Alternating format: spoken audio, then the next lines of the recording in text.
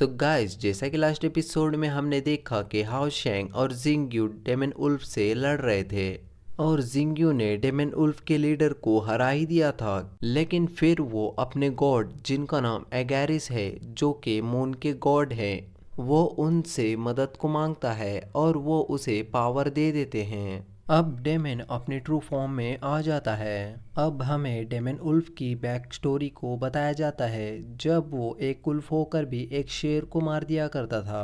पूरे जंगल में सिर्फ उसी का राज चला करता था, लेकिन उसके पूरे जंगल के सराउंडिंग में एक गहरी खाई थी। इसीलिए वो उस खाई के उस पार जाकर अपने राज्य को बढ़ा नहीं सकता था। वो हमेशा चोटी पर आकर मून को देखता और मून से हमेशा मदद मांगा करता। फिर एक दिन डेमन मून ने उसकी मदद कर दी, उसे और उसके साथियों को शक्तियाँ दे दी थी और उसे एक अंगूठी दी गई जिससे वो उन सभी का लीडर बन गया। वो सब आसपास के गांव में जाकर तबाही मचाने लगते थे। इस बार ये सब ओडिन सिटी के अंदर आकर कब्जा करना चाहते हैं, लेकिन जिंगयू और बाकी सब मिलकर उनको रोकने की कोशिश कर रहे हैं। डेमन उल्फ अपने ट्रू फॉर्म में आकर सबसे पहले अपने साथियों को जिंदा करता है। अब उसके साथी और भी ज़्यादा खतरनाक दिख रहे हैं। अब वो सब बच्चों को पीटने लगते हैं। जिंगयू उसे जान से ख़त्म कर देना चाहता है, इसीलिए उसके ओर आगे बढ़ता है, लेकिन डेमन उल्फ उसे पावर के बीच में फंसा देता है। जिंगयू इस पावर से आराम से निकल सकता था, लेकिन वो नीचे बच्चों को मार देते। हालांकि बच्चे नीचे भेड़ियों से लड़ने की कोशिश कर रहे थे, लेकिन वो कुछ खास नहीं कर पा रहे थे।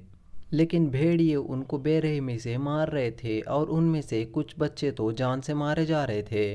जिंगयू को अब बहुत ज़्यादा गुस्सा आ जाता है। सबसे पहले वो अपनी पावर से उसकी पावर को काटता है, फिर वो तुरंत अपनी थ्रोन ऑफ सील को एक्टिवेट करता है। वहाँ पर बहुत बड़ा आलीशान सिंहासन बन जाता है और वो जिंगयू का स्वागत करने लगता है। फिर जिंगयू उस सिंहासन पर जाकर बैठता है। वहाँ पर कई सारे लाइट के सोल्जर्स आ जाते हैं, जो कि जिंगयू का आदेश देने का इंतज़ार कर रहे थे। फिर जिंगयू अटैक का ऑर्डर दे देता है। फिर वो सब नीचे खड़े डेमन उल्फ पर एक ही बार में हमला कर देते हैं और उन्हें बहुत बुरी तरीके से पीटने लगते हैं। हाओ शैंग इन सब सैनिकों को देखकर समझ जाता है कि ये थ्रोन ऑफ सील है। मेरे डैड सील के नाइट हैं। डेमन उल्फ ये देखकर बहुत ज़्यादा हैरान हो जाता है और वो समझ जाता है कि ये शख्स लोंग जिंगयू है। लोंग जिंगयू पूछता है कि आखिर तुम्हारा उद्देश्य क्या था जो ओडिन सिटी पर हमला किया था। डेमन उल्फ कहता है कि इसमें कोई संदेह नहीं कि मैं तुम्हें हरा नहीं सकता। फिर वो अपने गॉड एगैरेस को याद करने लगता है और कहता है कि मैं आपके आशाओं को पूरा नहीं कर पाया। वो लोंग जिंगयू को कहता है कि तुम अब नहीं बचने वाले हो, क्योंकि तुमने थ्रोन ऑफ सील का इस्तेमाल किया है। अब अवांडा फाइटिंग ऑफ सेवन पिलर हैं, वो तुम्हें अब ढूंढ लेंगे। फिर जिंगयू उसे जान से मार देता है। उसके मरते ही उसकी एक अंगूठी बन जाती है। फिर जिंगयू उस अंगूठी को पकड़ लेता है। ये एक कॉर्ट ऑफ डेमन्स है। जो भी इस अंगूठी को पहनता है उसके अंदर डेमन्स की शक्तियाँ आ जाती है।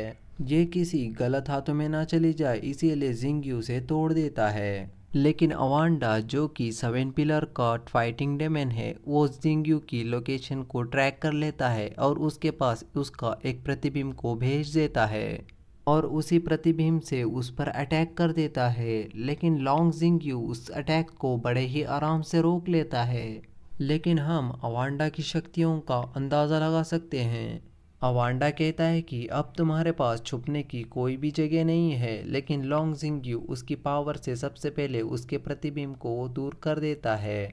फिर नीचे जो बच्चे घायल हो गए थे वो खुद को संभाल रहे होते हैं। जो बहुत ज़्यादा घायल हो गए हैं वो खड़े भी नहीं हो पा रहे थे। इसीलिए जिंगयू अपने स्किल का इस्तेमाल करके हीलर का रूप ले लेता है और अपनी थ्रोन ऑफ स्टील की मदद से उन पर हीलिंग की पावर डालने लगता है, जिस वजह से वो सब ठीक होने लगते हैं।